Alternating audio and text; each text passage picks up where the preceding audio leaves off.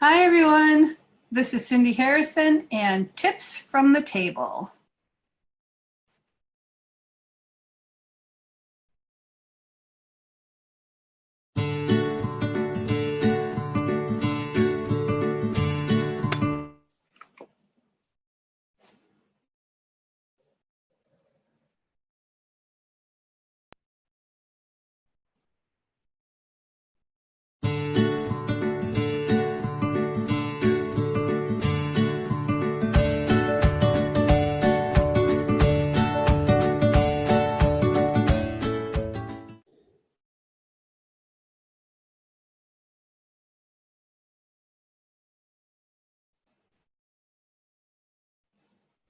And today I'm going to show you how to use a round brush and a liner brush and the difference between them and so on and so forth. So let me turn my camera around and we will get started.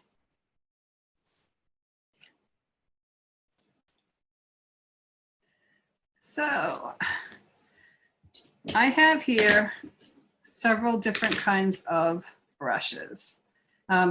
In the sense that several different kinds, meaning they are rounds and they are liners. However, they are also short and they are long.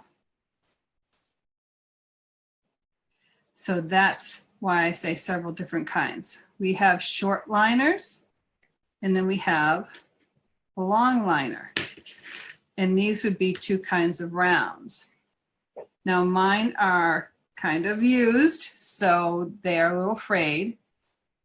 When you get them first off, they're pretty tight together, pretty tight like that.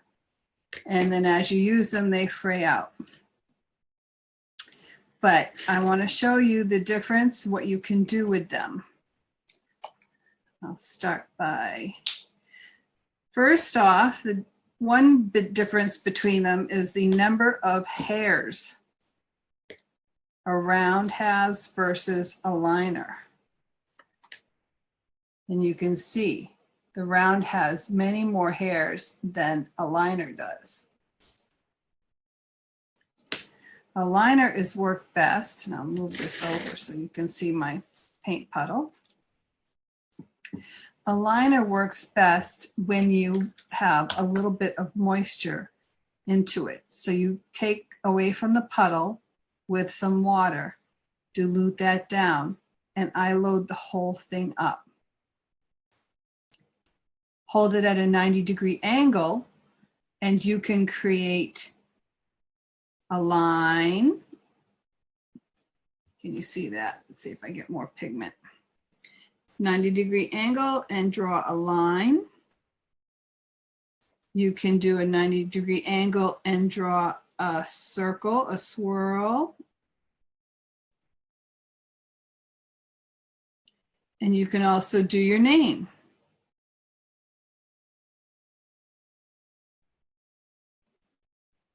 And with this water in here, I'm not picking up a lot of the paint.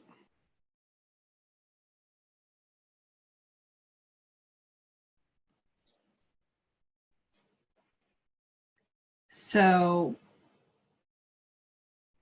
that's how you use the liner brush. You can make a thin and a thick line depending on the angle. If you're at a 90-degree angle, you will be getting that small, thin line on the top.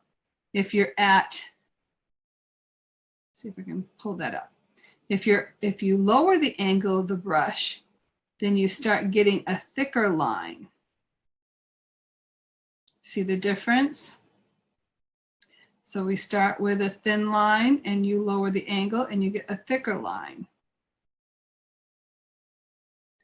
You can create dots with this brush. You load the brush up and you barely touch the surface and you can create, not that you can see it here. Let's see if I can get in closer.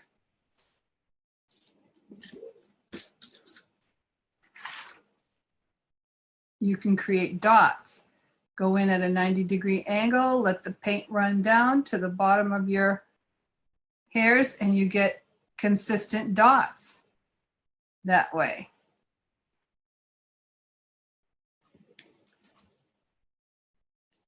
You can do very small S strokes. And an S stroke is if the letter looks like this, that's your S, right? But this is going to be kind of a lazy S. And I'm going to start thin at a 90-degree angle, get thick, and get back up to thin again.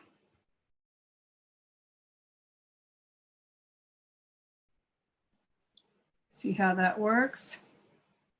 When drawing these lines, a dear friend, Arlene Linton, and you can go to her website. She does lace, all about lace. And so she's very, you know, the liner brush is her best friend.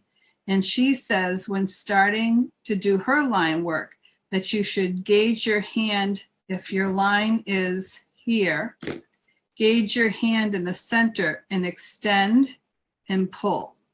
So if you center is neutral, extend and pull. And she does some beautiful lace work, and you should really go check her out. Check out her website and all her pattern packets and videos available.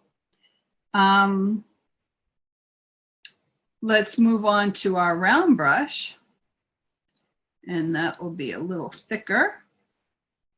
Let's see what I have here. Again, depending on what you're doing with it, will depend on whether you want moisture. If you're doing a long line, you'll probably want to pick up some of that moisture. And this one is a little thicker, so you'll see that. And if I angle it down, you can make it really thick. You can base coat with rounds, a round of this size. You can easily pick up that paint and base coat an area. Just like you could if you were using a flat or a filbert brush. You can also create those swirls. And the difference between long hair and short hair is how far you have to go with it, as well as the longer the hairs, the more paint it will hold. So you can make a longer line without having to reload with a longer hairbrush. You can drop those dots.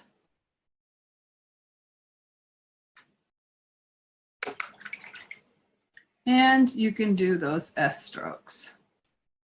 They'll be thicker because there's more hairs to splay out. So if we start at a 90-degree angle, flatten, and then come back up at a 90-degree angle. And I lost some of the paint, so if I flatten, I come back up. So you see the different, same size brush, but one's a round and one's a liner. You can also actually side load with one of these brushes. What I recommend you do there is when you load your brush into the puddle of paint, flatten it out on one side, flatten it out on the other, like you have a chisel. That would give you that another S stroke if you do the chisel like that. Or if you're side loading, you flatten out that brush, load some paint on just one corner of that flat brush. Too much water in my brush. So load that paint on one side of the brush. So when you come down, you're only getting a soft side load. You can see that.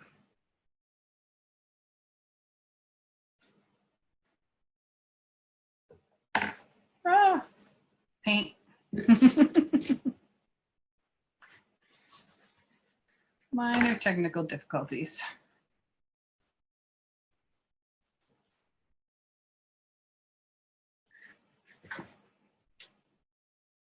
So let's see. Get some of that paint off of there. I'm sorry. Okay. So now there is also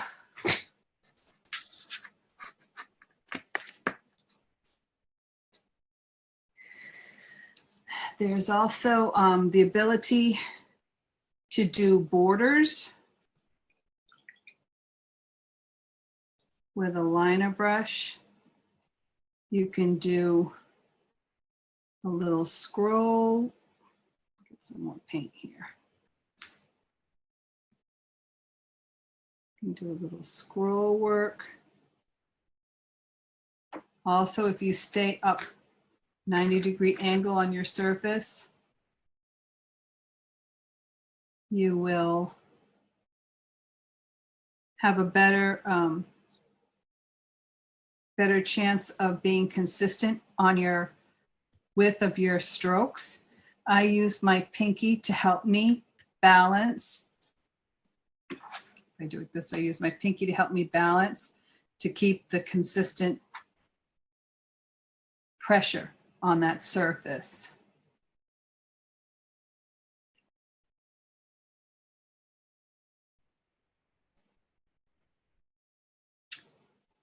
So you can do little scroll works like that. I'll put that up close so you can see that. And one thing, I would recommend the brown brush over a liner brush is stroke work. And stroke work, and this is the beginning of it, would be one of the samples, would be something that you would use when you did the old-fashioned toll painting. And I will show you a few strokes. I am not a stroke artist, but I will show you a few of the strokes. Cindy, can you use white paint on that blue to demonstrate? Let me, yeah, since the pink isn't working, let me try some white paint and see what happens. And hopefully that'll come out. Okay. So when doing, I'll do a simple comma stroke and then I will do a simple daisy stroke. So I always flatten, and you can't see here, but I'm flattening my brush out to a chisel. And a daisy stroke is, I come in at a 45-degree angle and I press down flat, but lift up the handle so it's at a 90-degree angle, and I twist and pull toward my pinky finger. See how I did that? And you need to go slow. You start slow, you end slow. Don't try to rush this. So I'm going to come in, flatten that brush out. I'm going to twist between my index finger and my thumb and pull up off of the surface straight up. And those are daisy strokes. If you need to put your rest your wrist on your fist, that will help you with the angle of your brush. If you start 90 degrees, you might have a better chance of making a nice, smooth stroke. So that's with a round brush. I'll show you with a liner brush.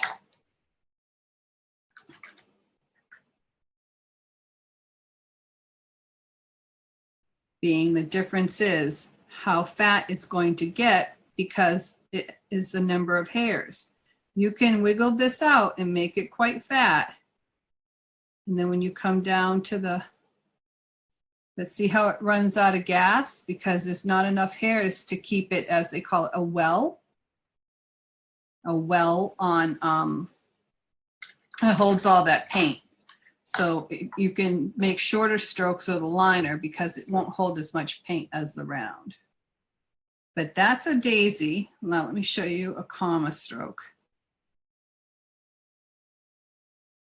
That one here, again, I come at a little bit of an angle, but not a lot. And I'm going to start with what we call the head is at the left, going towards right of center there and varying back off. Do it again. And I'm thinking of a clock. If you're looking at a clock and you've got 12, 6, 3, 9, I'm starting about the 10, coming in just short of that center and going back out at 7. So let's try that. Start at about 10. Start pulling up right away and then moving the brush over to about 7. That's a little too curved for me. I think that it should be a smoother curve like that. So don't pull up as fast. You can do it from 2 to 5. Start fat at 2, start pulling up and curving to 5. So this is what they called toll painting back in the day. And they did a bunch of borders with a bunch of these strokes on them. And flowers. If you're doing like a tulip, flatten those chisel again, and you're going to do a chisel, flat chisel, reload, start chisel, flat chisel, and over here on the corner, chisel, and flatten that out. And you made yourself a tulip. If you want to do a daisy, the first stroke is going to be straight on. The next stroke is going to be a very slight curve. And they get more and more curved as you go away from center.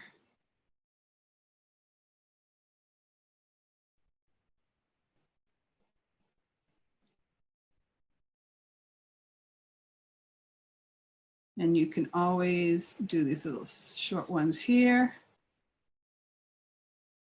And do a couple there. And the center obviously would be a yellow.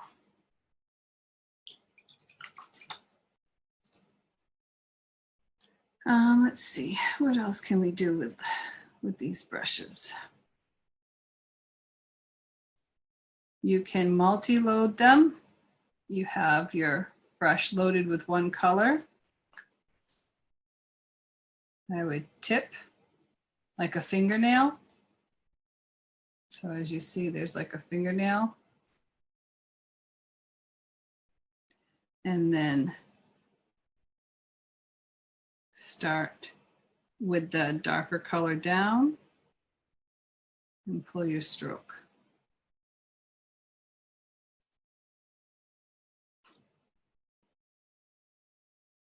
Flatten that out and pull your stroke. And that's how you get multi-loaded paint things. Painting things.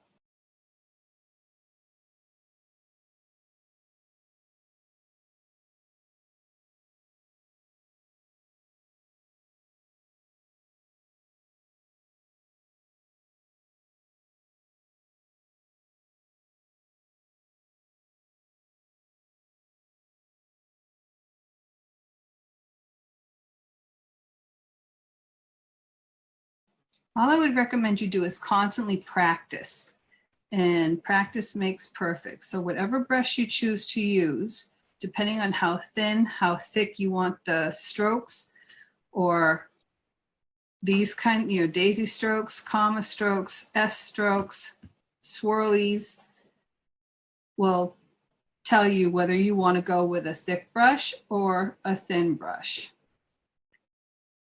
I'll demonstrate these ones that I did in pink so you can see them in white. So I started off 90-degree angle, same pressure, Now I'm going to flatten that brush out and do hard pressure, more pressure.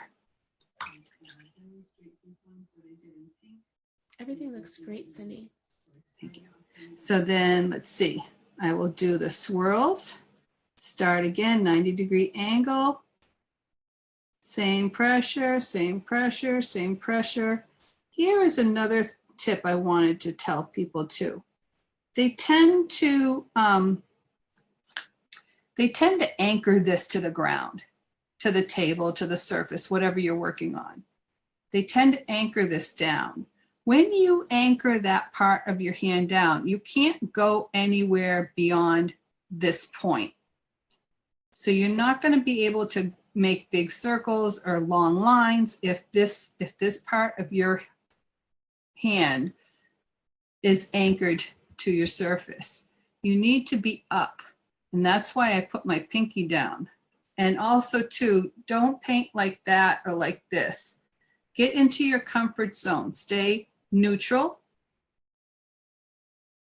If you can, drop your pinky so that you can use that as your anchor to be able to tell you how much pressure, consistent pressure you're applying to your surface. And if this was my surface, I'm going to go like this, watch my wrist, and I'm going to start my circle. And see how I can move my whole arm? I'm not grounded. If I do this and I'm grounded, I can only do so much, and I can't go any further. Another bad habit some people have is they think of it as a pencil and they rest it too far back here in the crooks of between their index finger and their thumb. This is not a pencil. It's a paintbrush. And I tend to tell people it should be between, it can be a little bit beyond this if you're just doing some regular painting. But if you're doing line work, scroll work, it should be up between those two knuckles. As up as you can make it between those two knuckles. So if you need help, put a Beanie Baby under your wrist, put your other fist under your wrist, whatever it takes. But you want to keep this off of the surface. So you can, and the fatter you make it, the more pressure you put, the fatter you make it. Signing your name. Signing your name will be the last thing we talk about today. If there's anything I missed and you would like to hear more about it, please put it in the comments and I will get to your questions as soon as possible. I also appreciate you being here and watching me today on Bubbler Media and on Paint Tips from the Table. And if you're watching the replays, thank you also for watching the replays. So here is how one should sign their name. Again, 90-degree angle, not anchoring my wrist to the table. And every letter is its own stroke of the paintbrush in a downward motion. So it's not a pen. Obviously, if I was using a pen or a pencil, I would go up, down, sideways, right? But you can't, it's not natural to be pulling this paintbrush all directions. And you always want your wood part of your handle to lead your brush. So I start up and I come down, and if I'm at a 90-degree angle, I know that I will be safe with my pressure.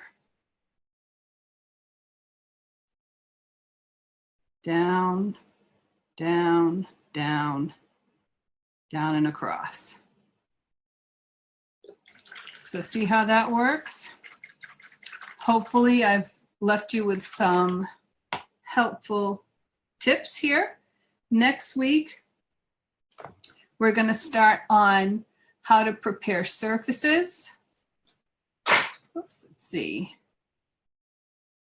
Oh, and yes, next week, 1 second, I'm going to turn this around so you can see me. So next week, we're going to start on talking about how to prepare different surfaces. Again, I'm starting from the beginning and the very beginning of how decorative painting works. I've been talking about brushes. Watch the previous episodes on Bubbler Media Facebook page and also on their website. And Melissa, my co-producer here, will put that information at the bottom. I also, if you know how to paint or you want to get right into it with me and start painting, there's a Paint with Heart program that will be currently in the Zoom room at 3 o'clock today on Sunday, 3 o'clock Eastern, and you can actually get in the room with me and paint with me. So I can help critique how you hold the brush, how you load the brush, and how you execute your stroke work on your surface. Otherwise, you'll see the replays on Bubbler in the future. And yeah, and so if you also enjoyed this program and are interested in becoming a patron, you can join our patreon.com/bubblermedia, join our group and become a patron. And there are some awesome rewards there for you as well. So until next week, this was Tips from the Table, brushes, liners versus rounds. Thank you for watching and have a wonderful day.